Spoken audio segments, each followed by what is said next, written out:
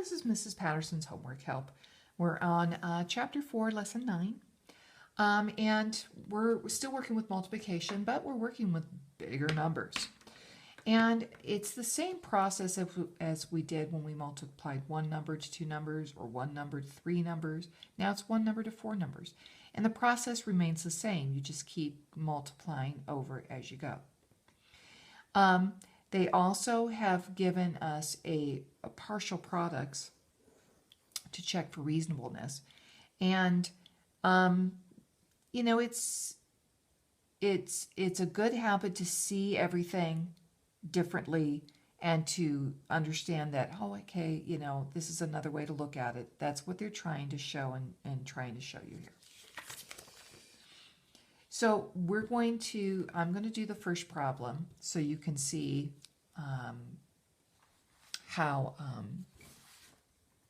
we can do this. We're going to check for reasonableness, not in the way that they've done it here, but in just simply rounding it.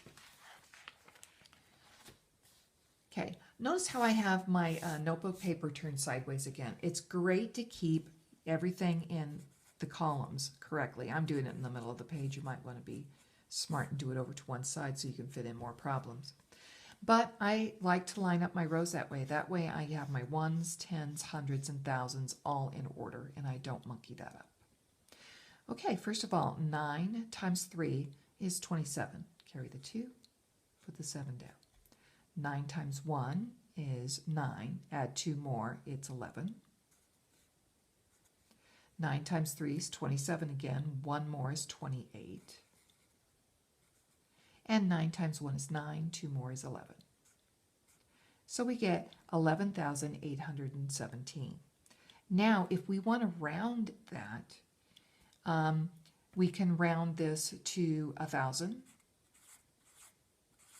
times 9. And that's simply a process of 9 times 1 is 9, and then 3 zeros. As you notice, they are very different. Why is that? Because you basically have ignored 313, and that's why. So what we can do is then take 300, multiply that by 9, because I just rounded 313 to 300. 9 times 0 is 0, 9 times 0 is 0, 9 times 3 is 27. So all of a sudden now I have 2,700 plus 9,000. Am I going to get closer, 9 to 11, to my estimate? You bet. So we can see by breaking this apart in multiplying 9 times 1,000 and 9 times 300, we get closer to our estimate. Can we take that 13 and go a little bit further? Yeah, and you're going to eventually get the exact answer because all we're doing is decomposing this number and multiplying it by 9. Okay, go ahead and complete the rest of the word pages. These are just word problems using the same exact process that we just went through. Test practice, they want you to find out what 5 times 2019 would be, and that's pretty simple. Remember, it's a variable. N times 2019. We know that N is 5.